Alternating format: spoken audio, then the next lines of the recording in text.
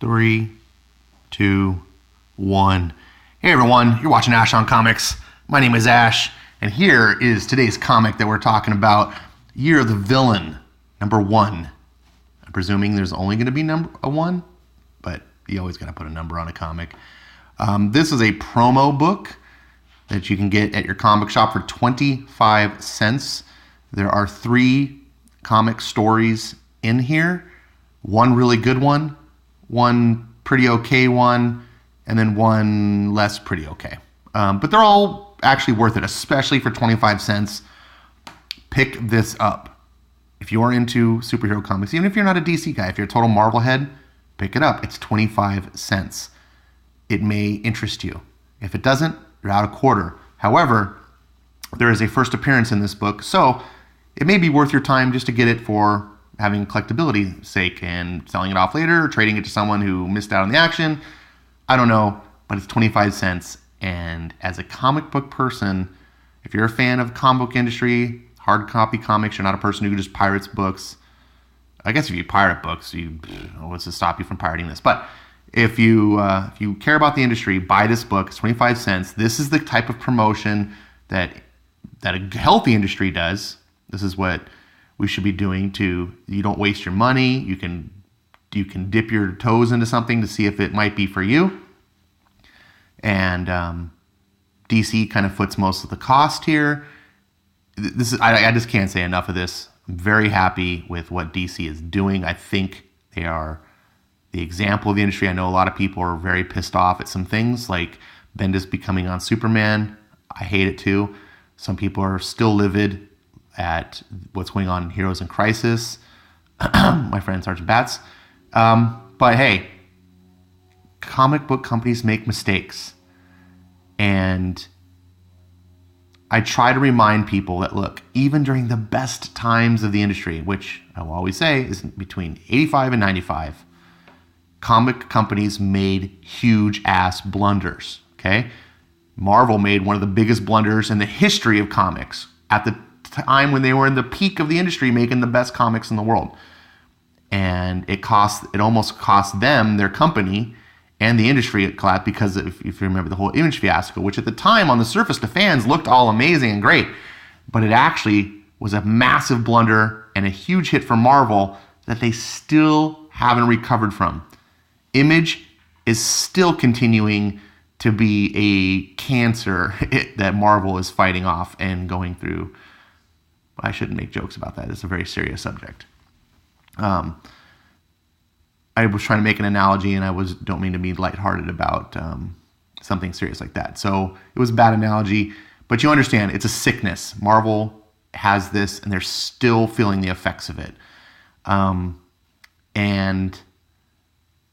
yet, I didn't just, go off and say, "Oh, screw Marvel," because they made a mistake. And I urge people, like my friend Bats and other people, look, I understand. It's okay to be pissed off that DC put Bendis on Superman and he's trashing it. It's a very legit thing to be pissed off about if you're a DC fan. I've only been a DC fan for a year, and I'm livid. It's okay to be pissed off at what's going on with Heroes in Crisis. Okay. But take some perspective, because I feel like we live in the age of outrage where we just allow things to set us off like never before. And then we start forgiving weird things. I understand. I'm just going to use Bats as an example. I hope, Bats, you're okay with this. He's really upset about DC, and he wants to quit DC Comics, and it's a total conflict in him. But now he's buying, Marvel books. And I'm just like, dude, do we not remember, Marvel's done way worse? Do we not remember Captain America becoming a Nazi? Do we not remember Peter Parker's feminist agenda and the divorce of Mary Jane? Do we not remember Thor becoming unworthy and giving it to Jane Foster? Do we not remember C.B. Cebulski basically just, ignoring our complaints and just letting all these creators run rampant and telling us to fuck off and not buy their books? Do we not remember Joe Quesada coming in and basically supporting all the haters that try to destroy the fans and supporting these guys that go on and talk crap? So because they can't do it directly, so they do it through proxy. Like, Marvel is so much worse than DC. And so, like, to get pissed off at something and go, oh, DC did something, and overreact and be like, I'm done. And then give Marvel a pass, to me, does not make sense. They're way worse. Anyways, I'm meant to review this book here, and I'm just very passionate about the subject. And it's like, I see so much good that DC is doing. They are still doing good. And so that's the important thing. The only way to save DC or to keep them strong is to promote the good, buy the good, and stop buying the bad. But if you just bail, if you just like, screw it, I'm just going over to Marvel or whatever, that doesn't help DC at all. Or even, anyways, way too much on this. Thank you for indulging my rant. Year of the Villain.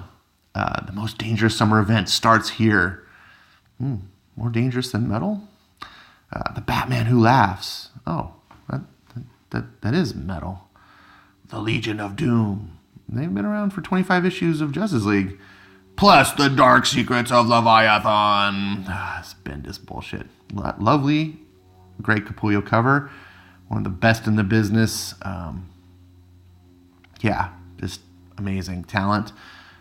Here we have the inside, the contents. Chapter 1 is Doom by Scott Snyder and Jim Chung. This was my favorite story.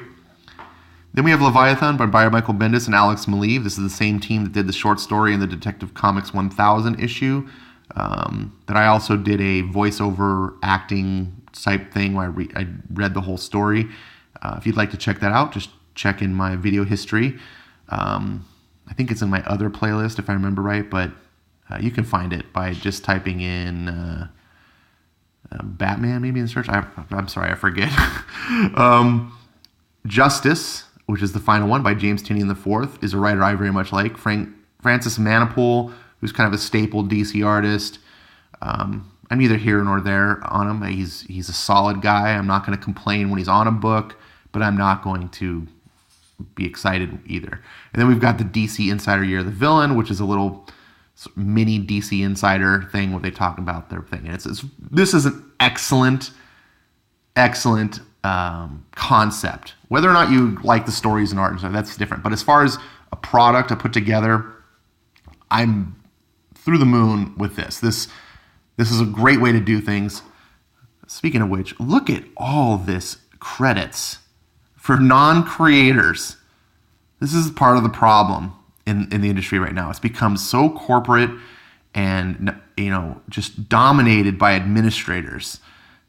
You guys do not need to be all inside the comic book, okay? You guys are behind the scenes. You're not star talent, okay? Look at all these VPs. There's more VPs than there are people working on the damn books. Oh, for crying out loud. Sorry, more ranting. Oh, what's this? No one can stop Leviathan. No one. Oh no, the Leviathan saga continues in Superman. Dude, is it ever going to end? It's been going on for like 4 issues already.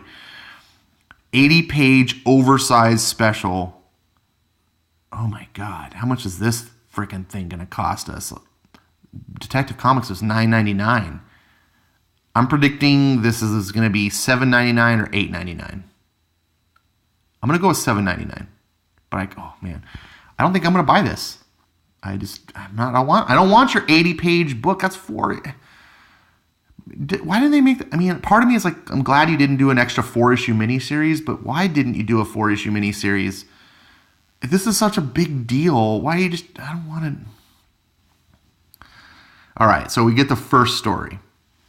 The scene, the White House. At this very moment, it holds the world's greatest secrets, housed in the minds of Amanda Blake Waller, leader of the multiple clandestine agencies feared by superheroes and villains alike. Today, she's on a mission of the greatest importance.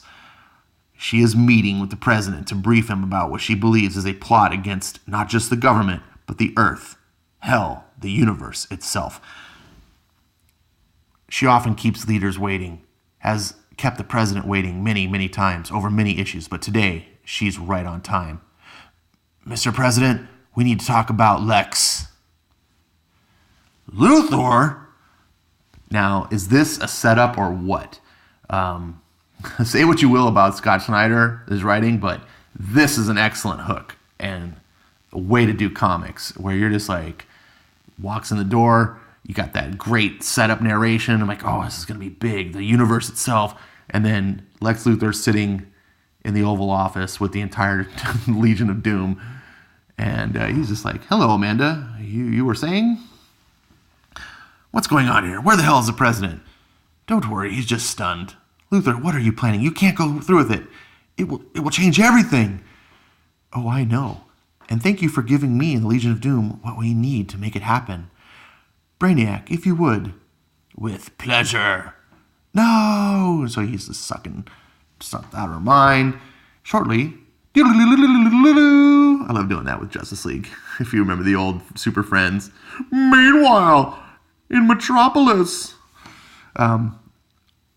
So Lex Luthor's got his assistants, and this is great.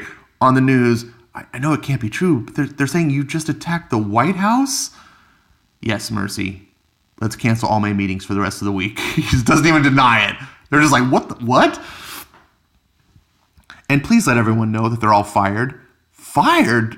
And they need to get out of my building in the next 5 minutes, or I will be killing them personally. It's just like, you're finally going to do it, aren't you? You're going to murder Superman. Oh, please. Mercy, if I've learned anything this year, it's that there are things far bigger than Superman. Let yourself in, I see. Luthor, the others are concerned. An attack that public, that brazen.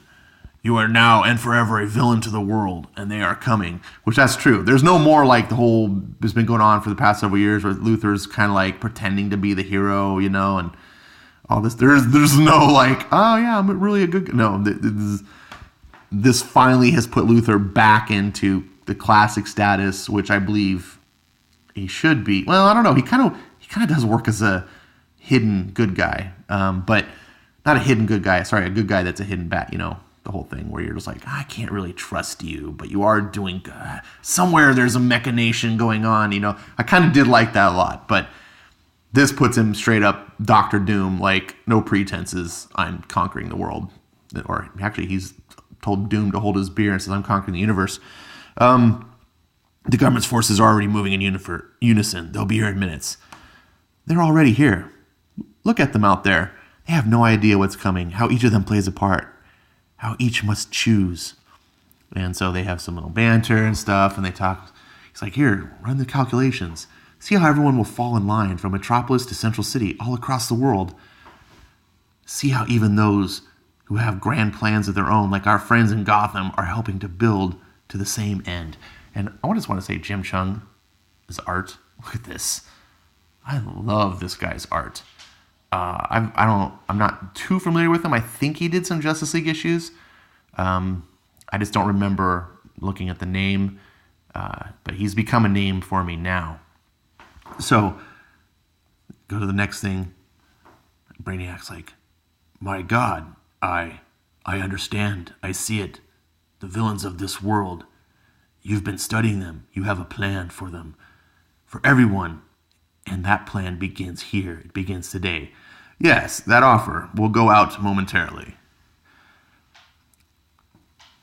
They will learn that Lex Luthor has dismantled his fortune, his discoveries, his assets, and distributed them to the villains of the earth. Everyone gets just what they need to finish off their hero once and for all. The heroes won't understand what hit them. This is a great scene here. But for this plan to work, you must, I know, old friend, but this is the right way forward. See, for the first time in my life, I believe in something bigger than myself, and it's beautiful. Now, get the hell out of my office. This part I do alone. Farewell, Lex. Now listen here, it's over, Luthor. I'm under orders to take you in by any means necessary. Understand, if you don't surrender right now, we will kill you. No, you won't kill me, Captain Atom, because I'll do it myself. Ba-boom! In chapter 1. And I was just like, whoa! I am hooked. Scott Snyder, he's not the best writer at DC, but he's one of the best idea men at DC. And he is a solid writer. When he's got an idea, when he's inspired on something, it flows. When he's not inspired, when he's just like, I got to put out some work, to fit the quotas, and he makes do. He's still someone but when he's like, I got a great idea, I want to do this, it comes out. And this is a great hook. He's got strong fundamentals, comic fundamentals. When we go back to this first page here, when you're writing, if you're writing prose, right, which is kind of where I come from, you just tell the story. I mean, there's different things you have to consider, but you don't ever have to consider pages, right? But in comics, you need your frame. This picture here should not appear on the same page as your setup, right? Because then it spoils even though you're reading, your peripheral vision sees. So understanding how to set the page up so that like this happens, we need to talk about, and then have the page flip and be like, boom. That is a strong fundamental that not every writer gets. Some just think they just write and his panels go wherever. Understanding how to do the big shots versus the little frames that don't need anything. This is part of the artist's job, but a good writer needs to understand this as well. And Snyder knows. Sometimes he might get a little too big for his britches. He gets a little overambitious, and that can bite him in the ass. But I will never complain about a writer being too ambitious, because the opposite could be playing it too safe and you just get boring comics. Scott Snyder won't bore you. He might have an idea that doesn't work or feels too crazy or whatever, and you're just like, oh, I don't know. Bats calls him wannabe Grant Morrison, which I kind of see, but and kind of don't, because I think Grant Morrison is a little highbrow where Scott isn't. And this is what Justice League should be, and furthermore, this is what a big line wide event should be. So, but boom, next story. This is the Brian Michael Bendis book story. So we see an arrow, another arrow, they meet in the middle, crack. Oh, do I not need this? I know you, Calf, don't believe me, but you've got this all, ow! And this is the stuff that Bendis does that always draws me out. What is this? Like a toy battering? Who says ow? Like, is this a weapon that's meant to do something, or is it just meant to like knock you on the cheek and make a little sting? Like, ow? So stupid. It should hit him and like knock him down unconscious. Or I don't know. Just when I see ow, even if like a oof would have been more appropriate. You got this all, ow. I got an owie. Oh, look, and then there's Batgirl. And then we get, oh, that's okay, Merlin. I've been wrong before. I think this is what brought me to Seattle. What? You see these lines. I get, my eyes go dizzy or cross-eyed when I read Bendis writing. Oh, that's okay, Merlin. I've been wrong before. I think this is what brought me to Seattle. Because I really thought we were sneaking up on you. He did. Like, this quippy banter is like, it's trying to be like sitcom humor. Oh, I really thought, just, no, not everyone is Spider-Man. Like, okay, fine. Both of them are like, oh, okay, we're cutesy. Stay down. I'm going to make you two an offer, and you're not going to take it. But how about we get in the helicopter? You get in the helicopter with me, and we get the hell out of here immediately, as all of our lives depend on it. On the way, I can explain to you what's actually the case. Are you trying to bribe us with the free helicopter rides? Where? Like Bermuda? We don't have time for this. He's terrified. And it's really not about us. Insulting. Seriously, You're trying to set up Leviathan, like this big super threat. And this guy's like, oh, panicking. But you can't stop with the funny quips. Okay, tell us why you're running. You clearly have no idea what's going on. We're in the middle of a royal flush. What's a royal flush? The answer to the clues that led me all the way out to here. It sounds ominous and antisocial. Who called the flush? Who's taking who out? I'm not joking. We have to put our differences aside for the evening and get out of here, or it's... Differences? The League of Assassins has been taken out. We're all being taken out. It's a royal flush. Well, that's what he's going on. And, she finally is convinced, like, oh, we're going to go. And then it's like, oh, now it's too late. Leviathan's here.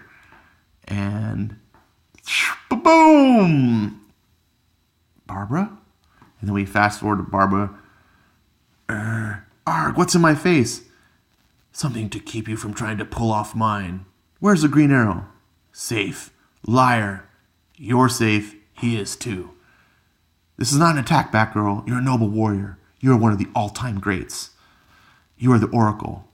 This is an offer. One Batman is not getting. One Batman is not getting. Because, Batman is not one of the all-time greats at all. Yeah, what's your name? Well, we don't have each other's trust yet, but my offer is this. A complete and total do-over. Do-over what? The world, your life, your place in it. What? Like a makeover? Oh my God. Look at that dumb face. This is the all-time great. Okay, so he goes off to give us a spiel about, I want the same things you do. We want to fix the world, blah, blah. Superheroes are trying the same thing over and it's not working. Blah, blah. And it's a pretty good spiel, I have to say. And then we go to fast forward, or we go to Bruce Wayne in his Batcave. And I do really like this rendition of the Batcave. It's pretty cool looking. Bruce, it's Oliver. Barbara and I got some intel. Like, I thought you were captured. Okay, whatever. Damien, good. I need you to take a trip. I want you to fly to Seattle, blah, blah, blah, blah, blah, blah, blah. And then Damien's like, sometimes you get an idea in your head and you just can't get it out, blah, blah, blah. And he's like, well, Damien, what are you talking about? Well, I need you to help prove that this new Leviathan threat isn't the Red Hood of Gotham, your old partner, Jason Todd. Oh. That'd be interesting. So that's the end of chapter 2. And, here's the thing. This story was actually, as a whole, was pretty decent. It had a good hook. But Bendis gets in his own way with this stupid, quippy dialogue. He can't frickin' shut up. He's like, hold on, I'm just going to put all this... It's just nonstop stuff that doesn't need to be there. And it's contrasted complete. When you read the Scott Snyder story and then you read this, you'll see Scott doesn't waste any time. His dialogue is cool. It makes sense. It adds to the flavor and the feeling of the character, where Bendis is just constantly like self-impressed, like, oh, this is going to be quippy. Oh, this is going to be funny. It's like, and it takes away from the direness of the situation. When I read the first story, it felt like, oh shit, fucking fate of the world, the universe is on the line. Like it felt, and then this one, Leviathan's supposed to be a big thing, but it saps away from the danger because the characters aren't treating it serious. They're just like, well, man, I'm insulted. He was not talking about me. It's like, geez, shut up. But I don't want to just hammer on that because I don't want you to think like this was trash. I would say 3/4 of this was really good. Alex Maleev's art's not my favorite. It kind of adds like a realistic sense. Like I feel like I'm watching like a movie Batman, like or an adaptation for a movie. Not necessarily a comic version, which is pros and cons. Sometimes I do kind of want that realistic feeling of Batman, and then sometimes I just be a comic. So, the final story, James Tynion, I'm a big fan of. Yeah, this one's kind of meh. So, the Justice League's out in space. They just saved some people, but they can't save them all. There's all these other planets that are going down.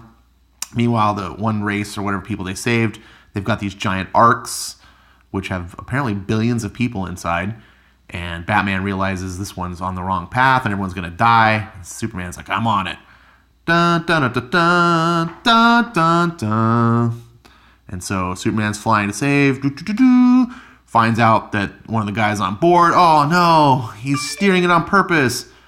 It's like, I can read your name on the manifest. You were the priest on the planet below who helped people, but your actions here would kill billions of your own. The source wall has fallen. The Dark Mother Perpetua rises again in our universe, blah, blah, blah, blah, blah. And this is a mercy. And he's like, no, this isn't mercy. This is fear. Pow! Punch in the face. Superman to the League. I have commandeered the space ark, navigating to follow the others to safety. Excellent work, Superman. Forming the boardroom now. Meanwhile, in the mind of John Johns. Okay, it took all of us to save one civilization on the world of the periphery. How many countless others will fall as the void grows? Too many. Blah, blah. Okay, so we get this big dire threat. It's all laid out. Exposition. They figure out Luthor. Like, there's this one, Perpetua is the mother of the multiverse, and her great minion, they figure out it's going to be Luthor. And then this is all kind of set stage. They warn you, by the way, that this takes place after issue 25 of Justice League. So if you aren't caught up in Justice League, some of this stuff might be new, and some of this was spoiled to me. So they're like, whatever it is, it's big. It'll involve everyone that he can recruit. I think we need to grow the League too. Who do we call? And Batman says, simple. We call everyone. And then we go to war. Boom! This is like DC's Infinity Gauntlet. Well, that's how I compare it because I'm an old Marvel guy, but I know Crisis on Infinite Earths and all that. This isn't the first time all the DC people got together. But for me, it's kind of a cool thing. Hey, look, there's Crypto. And then there's my boy back here. Look at... Yeah, hashtag read Hawkman. You're missing out the best comic on the shelves. Focus. See, my camera listens to me. So meanwhile, back at the Legion of Doom, here's Perpetua. She's apparently the mother of the multiverse, which makes her kind of God, which of course it's a she, because you can't be in 2019 and have God be anything but a woman. And also a villain, because, you gotta... Okay. But they don't really call her God, but it's like, created the multiverse. What else could you be? So this gets a little weird. They just talk about the whole thing. And I was like, I don't understand why her methods or motives are to make the villains rise. So she talks about here, Luthor's sacrifice was the key. They'll all see now. The villains would rise and the heroes would fall. A war of justice and doom would rip apart through reality, echoing backward and forward through all of time and space. She could feel the echoes of that battle even now, even today. Some of the players she knows well, and some she does not. All right, so, and then we see here, Luthor killed himself, as we remember, right? But nope, she's got the power. Her minion, she's remaking him into something new, something beautiful. Yes, it would be so. Evil would rise. Everything would change. The year would be her year, their year, the year of the villain. So, while that particular story wasn't the most exciting to read, it was also a really good hook setup of being like, oh shit, we're in for some big things. So I'm surprised. I was like, you're the villain, man. So this is so well done that I'm excited. And then we get this cool part where it tells you where it continues, so you know exactly where to start. Justice League 25, and then you've got Event Leviathan number 1, Batman 75, and then Batman Superman number 1, new ongoing series with Joshua Birthright Williams and David Marquez. Isn't that the guy that just left Marvel? Wow, I'll be picking this up. I never really cared about Batman Superman again. I really like Josh Williamson. So, potentially another good Batman book and another good a good Superman book. And then got some by design, it's a little back, design stuff, which I won't do. And then here's like a little checklist of the books that will be crossing over. What I like about this event so far, what it seems like, is that it's not necessarily a big chronological thing. Maybe it is, maybe I'm not. I don't know. But it more feels like this is all going to be going on and you're going to see how it affects the other books, but you don't necessarily have to go and go, the story now continues from Justice League 27 into Nightwing 62. I hope they don't do that. I like it to be crossover, like have one linear story thing, and then have these other books be more sort of like, here's how they're being affected. And it can work out really well, right? Because you've just got these characters dealing, like for instance, Nightwing, Luther delivers to the Court of Owls the means to own what they covet most. Dan Jurgens writing, so that should be great. So here we'll just get to see Nightwing, because the Court of Owls want Nightwing to be part of them. So like you'll just get this story that's contained. That story doesn't necessarily matter, in like, all these Bat comics. It could matter. It won't matter in Aquaman. It won't matter in Hawkman or Justice League. Hawkman, the darkness knowing no bounds. Lex makes an offer to the shadows themselves. Oh, that's ominous. Don't know what that is. So each of these will kind of be like their own thing. And if you're a fan of that book, you'll get your cool thing and it ties in. But if you're not a fan, like Wonder Woman, Lex approaches the cheetah offering a weapon powerful enough to destroy Wonder Woman once and for all. The fatal feline pounces on the opportunity. I'm not going to get that. I don't like G. Willow Wilson. I don't want to support that book. And I don't need that story. Like, it's not going to... See what I'm saying? That's a cool way. Hopefully I'm right about this. No laughing matter. 6 of these characters are going to betray the DC Universe. So hold on to your panties, bats. You might get pissed off again. But apparently, from what I'm gathering, Batman Who Laughs has 6 of these people are actually not who they seem to be, essentially. They are dark multiverse versions of that character. Which, I want to say, props to myself here, that leads to my theory about Wes, which I've talked on, Wally West. What if Wally West is a dark multiverse? It's not the actual Wally West. Seeds of Destruction, Mother of Evil, Dark Designs. So we get the Lex Flex, and then, okay, that's something separate. So, thanks for watching. My thing's about to cut off any second now, so I'm just going to try to end it. It's already way too long. Put in your comments below what you think. Like, subscribe, all that stuff. I'm excited. Hope you are too.